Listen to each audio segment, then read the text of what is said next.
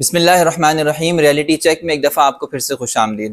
آپ سب ایران اسرائیل جنگ کے اندر ایک موضوع کو جو بہت ہی حساس اور اہمیت کا حامل ہے ہر ایک کی زبان سے سن رہے ہوں گے، گریٹر اسرائیل بننے والا ہے۔ آیا اس موضوع کے اندر کتنی حقیقت ہے اور یہ قرآن و حدیث کے کتنے مطابق ہے، میں یہ آپ کے سامنے رکھنا چاہتا ہوں۔ زیادہ تر اس موضوع کو ڈاکٹر اسرار احمد مدھوم رحمۃ اللہ علیہ نے اپنی بیانات کے اندر بڑی وضاحت سے اور تفصیل سے بیان کیا، اور ایک انہوں نے آئیڈیالوجی کے طور پہ ایک نقشہ کھینچا کہ اسرائیل جو ہے وسیع ہوتا جائے گا، یہاں تک کہ قرب قیامت سے پہلے اسرائیل اتنا وسیع ہو جائے گا کہ اس کا رقبہ حجاز مقدس تک پہنچا ہوا ہوگا۔ ایران، فارس، ایران، عراق اور اس کے علاوہ شام، یمن اور اس کے آس پاس کے جتنے علاقے ہیں، عمان وغیرہ، یہ سارے کے سارے اسرائیل کی حکومت کے ماتحت ہو چکے ہوں گے، اور اس وقت جو ہے پھر دجال کا نزول ہوگا اور اس کے بعد جا کے جو ہے قیامت کا وقوع ہوگا۔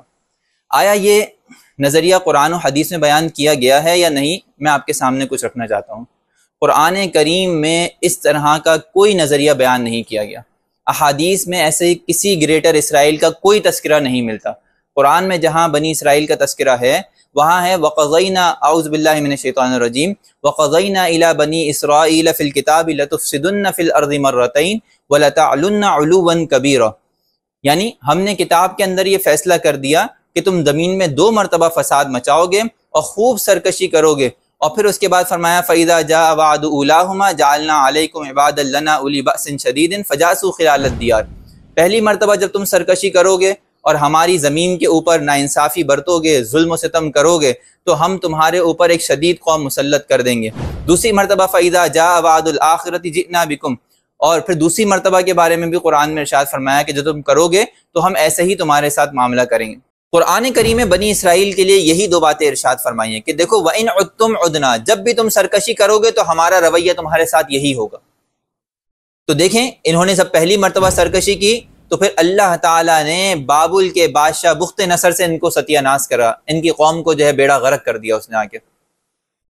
دوسری مرتبہ آپ جانتے ہیں سن 70 عیسوی کے اندر رومی بادشاہ نے، رومن امپائرز نے آ کے ان کو ستیہ ناس کر دیا جب اپنے زمانے کے اندر یہ عروج پر پہنچے۔ اسی طرح آپ جانتے ہیں کہ جب انہوں نے واپس سے سرکشی مچائی اور پھر ایک وقت کے اندر انہوں نے بیت المقدس کے اوپر قبضہ کر کے وہاں پر وہی ظلم و ستم اور وہی اپنی بدکرداری کا چال چلن اختیار کیا، تو اللہ تعالیٰ نے سلطان صلاح الدین ایوبی کو بھیجا اور ان کو بالکل تہس نہس کر دیا، ختم کر دیا۔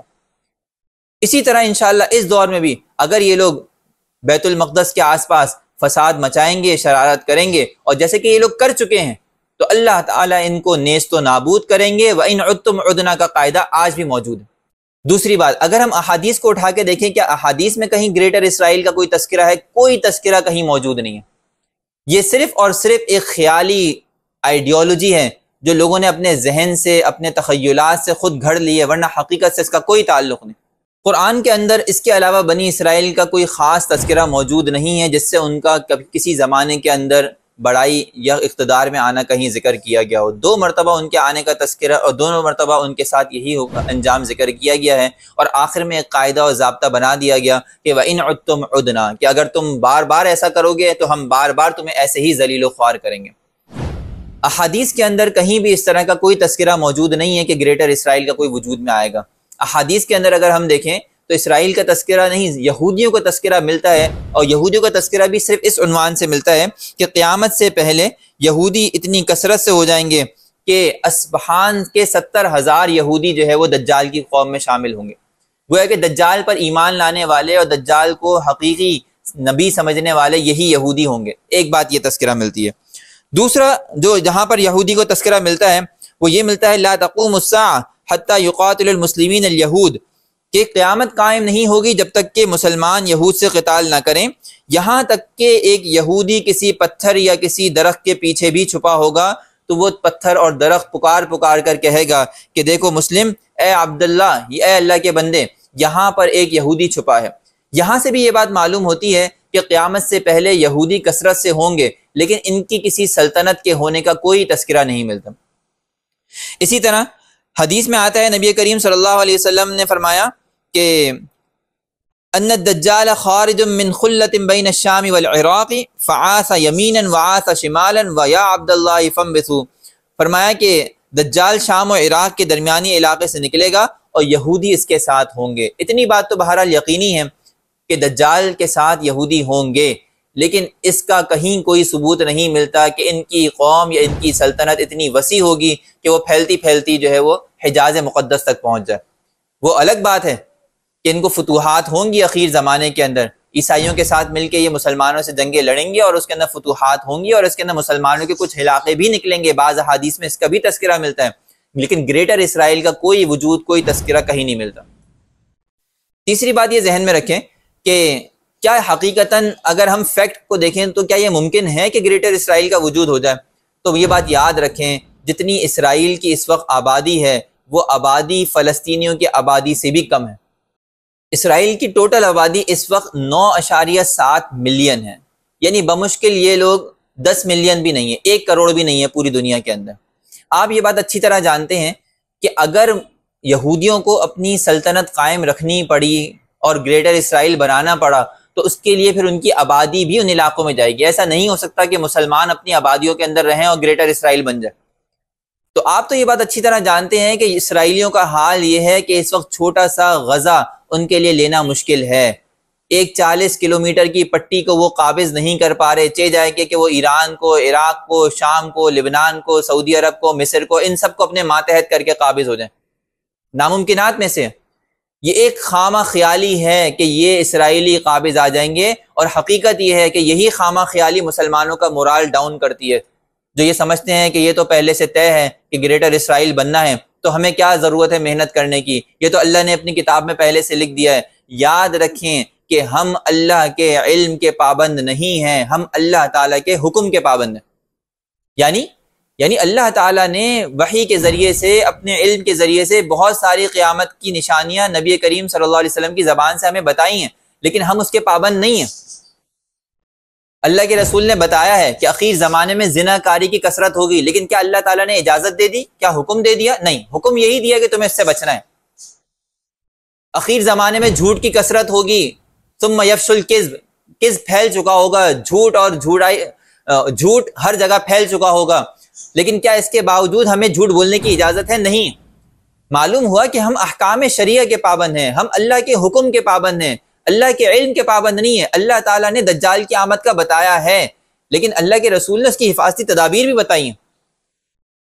صحابہ کرام کہہ سکتے تھے کہ اللہ کے رسول دجال کو تو آنا ہی ہے، حفاظتی تدابیر کی کیا ضرورت، لیکن اللہ کے رسول نے بتایا کہ نہیں، تم اپنی طرف سے اس بات کے پابند ہو کہ دجال سے حفاظت کا انتظام کرو۔ سورہ کہف کی آیات بتائیں، فرمایا کہ جب تک میں ہوں میں دجال سے تمہاری حفاظت کروں گا، میرے ہوتے ہوئے دجال نہیں آ سکتا۔ معلوم ہوا کہ نبی کریم صلی اللہ علیہ وسلم نے دجال کی آمد کا جو ذکر فرمایا وہ وحی الہی سے اللہ کے علم پر مبنی ہے کہ یہ تو ہوگا ہی ہوگا، کب ہوگا یہ اللہ جانتے ہیں۔ ہمیں جس بات کا مکلف بنایا ہے وہ اس بات کا بنایا ہے کہ ہم اپنے اعمال کو درست کریں اور اللہ کے حکم کی تابعداری کریں، اللہ تعالی ہمیں اسی کے بدولت نجات عطا فرمائیں گے۔ تو یہ ایک بہت بڑا مغالطہ ہے کہ ہم سوچ کے بیٹھ جائیں کہ گریٹر اسرائیل بننے والا ہے اور یہ اسرائیل جو اسرائیلی کے اندر، یہودی جو اسرائیل کے اندر ہے، یہ قابض ہو جائیں گے شام میں، عراق میں، فلسطین میں، اور ان کی اتنی مجال، اتنی جرت نہیں ہے، نہ قرآن سے کہیں ثابت ہے کہ یہ قابض ہوں گے، نہ حدیث سے یہ ثابت ہے، اور نہ ہی انشاءاللہ حقائق اس بات پر گواہی دے رہے ہیں کہ یہ کبھی قابض ہو سکیں گے۔ یہ بیت المقدس کے آس پاس فساد مچائیں گے جیسے کہ ابھی مچا چکے ہیں۔ آج دنیا کی منافقت کھل کے سامنے آ گئی، G7 کے ممالک کھلم کھلا جو ہے اسرائیل کی حمایت اور سپورٹ میں آ گئے کہ اسرائیل میں 25 بندے مار دیے گئے، حالانکہ اس سے پہلے 55,000 بندے غزہ کے اندر شہید کر دیے گئے۔ نہ بچے کو دیکھا، نہ عورت کو دیکھا، نہ بوڑھے کو دیکھا، نہ مسجد دیکھی، نہ چرچ دیکھا، نہ ہسپتال دیکھا، نہ اسکول دیکھا، ہر جگہ بمباری برسائی گئی۔ فضائی حملہ الگ کیا، زمینی حملہ الگ کیا، بحری حملہ الگ کیا، ہر جگہ سے بمباری اتنی کی گئی کہ زمین کا 1 انچ نہیں چھوڑا گیا۔ تباہی و بربادی تو انہوں نے مچا چکے ہیں، شر تو وہ اپنا پورا کا پورا کر چکے ہیں، اب وقت آ گیا ہے کہ وہ اپنے شر کا انجام چکھیں۔ وَإِنْ عُدْتُمْ عُدْنَا، کہ اللہ نے ان کے ساتھ جو ضابطہ ارشاد فرمایا تھا کہ جب بھی تم سرکشی میں اپنی انتہا کو پہنچو گے تو اللہ تعالیٰ ایک ایسی قوم تم پر مسلط کریں گے جو تمہیں بالکل سیدھا کر دیں گے۔ فَجَاسُوا خِلَالَ الدِّيَارِ، یہ اپنے بلوں میں جا گھسیں گے۔ آج دیکھیں یہ اپنے بنکرز میں جا کے گھس رہے ہیں۔ آج یہ اپنی زیر زمین جو ہے بنائے بنکرز کے اندر چھپ کر بیٹھے ہیں، اور جب ایران سے ان کے اوپر میزائل پڑنا شروع ہوئے تو ان کے جو ہے چیخیں نکل رہی ہیں، اور یہ دنیا کو ہائے ہائے کر کے اپنے ظلم کے اوپر ہونے والے ظلم کے فلا تأس علی القوم الظالمین، قرآن نے صاف کہا فلا تأس علی القوم الکافرین، کہ کافروں پہ تو کوئی افسوس تک نہ کرے۔ یعنی اللہ تعالیٰ کے لیے اتنی شریر قوم ہے، یہ اتنی بدبخت قوم ہے کہ ان کے اوپر ہونے والے حالات میں ان پر افسوس تک بھی نہیں کرنا چاہیے۔ کیوں؟ اس لیے کہ کبھی ان لوگوں نے بھی افسوس نہیں کیا۔ ہزاروں بچوں کو، 55,000 میں سے 15,000 تو خالی بچے ہیں، معصوم بچے، ان کا جنگ سے کیا لینا دینا؟ عورتیں ہیں، ان کا جنگ سے کیا لینا دینا؟ ہسپتال میں بیٹھے ہوئے مریض تھے، مسجدوں میں مدرسوں میں بیٹھے ہوئے ایک عام دیندار لوگ تھے، نمازیں پڑھنے والے تھے، ان پر بم برسائے گئے، ان کو نہیں چھوڑا گیا۔ ان کی نظریہ یہ قائم کر دیا گیا کہ ان کا 1 سال سے لے کر 80 سال تک کا بچہ دہشت گرد ہے۔ ایسا کیسا ممکن ہے؟ ایک معصوم بچہ جو دنیا میں آیا، اس نے آنکھیں کھولی نہیں، ابھی اس نے دنیا کو دیکھا نہیں، اور آپ نے اس کے اوپر دہشت گردی کا ٹائٹل لگا کر اس کے اوپر بمباری کر دی، اس کو تہس نہس کر دیا۔ تو یاد رکھیے یہ اپنی شرارت کر چکے ہیں، اب وقت آ گیا ہے کہ یہ اپنی شرارت کا ایک دفعہ پھر سے مزہ چکھیں، اور یہ زیادہ عرصہ نہیں ہے۔ ابھی 70 سال پہلے، 70 سے 100 سال کے درمیان ہٹلر نے ان کو اسی شرارت کا ایک دفعہ مزہ چکھا دیا تھا۔ پولینڈ کے اندر انہوں نے پولش لوگوں کا جینا دوبھر کیا تھا، جرمن کا جینا دوبھر کیا ہوا تھا۔ اسی طرح معیشت کے اوپر، اسی طرح جو ہے وہ سودی نظام کے ذریعے سے قابض بن کر بیٹھ گئے تھے۔ اللہ نے ہٹلر کو ان پر مسلط کیا، اور ایک ہٹلر نے ان کی نسل کو تباہ کر کے، برباد کر کے، تہس نہس کر کے رکھ دیا۔ اب جا کے 60-70 سال بعد یہ پھر سے طاقت میں آیا، قوت میں آیا، پھر سے سرکشی کی، پھر سے انہوں نے معصوم بچوں پہ ظلم کیا، پھر سے انہوں نے عورتوں کے اوپر، پھر وہی اپنے فساد مچانے کی عادت کے اوپر جمے رہے۔ اللہ تعالیٰ ان کے ساتھ پھر وہی معاملہ فرمائیں گے، اور پھر سے ان کے اوپر ویسے ہی عذاب مسلط کریں گے انشاءاللہ۔ آج آپ دیکھیں گے اللہ نے چاہا کہ اب ایران آگے بڑھے گا، اور ایران بھی اسرائیل کا وہی حشر کرے گا جو غزہ کا انہوں نے کیا۔ ایک عمارت بھی اللہ نے چاہا، اللہ کی مرضی، اللہ تعالیٰ جاننے والے ہیں، اللہ تعالیٰ میری بات قبول کریں، میری زبان کو قبول کریں کہ ایک عمارت اپنے بل پر قائم نہیں رہ سکے گی ان کی اسرائیل کے اندر۔ جیسا انہوں نے حال غزہ کا کیا ہے، مٹی کا ڈھیر بنایا ہے، اللہ تعالیٰ ان کے ملک کو بھی ایسا ہی مٹی کا ڈھیر بنائے گا، اور یہ ذلیل ہو کے پھر نکالے جائیں گے۔ اللہ تعالیٰ سے اس بات کی دعا ہے اللہ تعالیٰ ہمیں جلد و منظر دیکھنے کی توفیق عطا فرمائے۔ انشاءاللہ یہ کبھی کامیاب نہیں ہوں گے۔ اللہ تعالیٰ کی لاٹھی بے آواز ہے، ظلم جب بڑھتا ہے تو مٹ جاتا ہے، ان کا ظلم حد سے بڑھ چکا ہے، یہ عنقریب ضرور مٹے گا۔ اللہ تعالیٰ ان کے اوپر ایسے لوگ مسلط کر دیں گے، چاہے مسلمان نہ ہو، ایسے کفار ان کے اوپر روسی یا ایسے چینی مسلط کر دیں گے جو ان کو تہس نہس کر کے زمین سے دگا دیں گے۔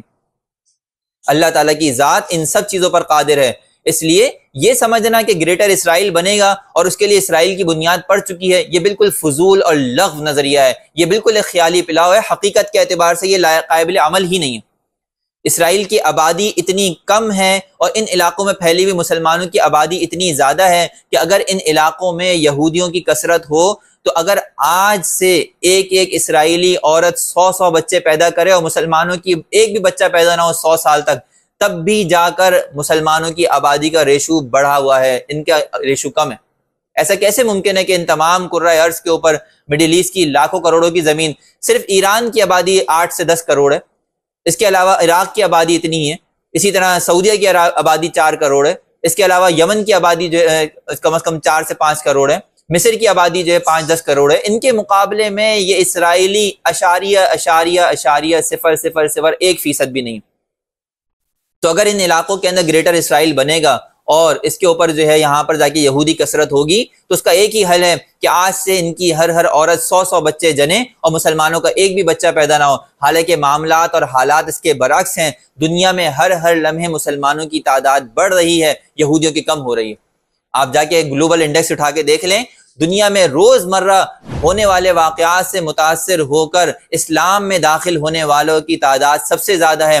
اس وقت دنیا کا سب سے زیادہ پھلتا پھولتا مذہب اسلام ہے، کیونکہ اسلام واقعتاً اور حقیقتاً وہ ایک واحد مذہب ہے جو اللہ کے نزدیک جو ہے معتبر ہے، جو دلائل کے اعتبار سے لیظہرہ علی الدین کلی پر مصداق اترتا ہے، یعنی وہ تمام ادیان باطلہ کے اوپر غالب ہے۔ اس کی حقانیت آج بھی لوگوں کے دلوں میں ہے۔ تو اس لیے مسلمانوں کو چاہیے ان کے خلاف جو ہے بالکل کسی قسم کی ڈر کا، کسی خوف کا، کسی قسم کی قسمہ پرسی کا شکار نہ ہو، اور انہوں نے جو مظالم ڈھائے ہیں ان کے اوپر ترس بھی کھانے کی ضرورت نہیں ہے۔ جو مظالم انہوں نے ڈھائے ہیں اللہ تعالیٰ ان کے اوپر ویسے ہی مظالم جو ہے ان کے بدلے میں ان پہ مسلط فرمائے گا، جیسے کہ اللہ تعالیٰ کا قانون ہے وَإِنْ عُدْتُمْ عُدْنَا، جب تم سرکشی کرو گے تو ہم بھی تمہارا جواب ایسے ہی دیں گے۔ وآخر دعوانا ان الحمد للہ رب العالمین۔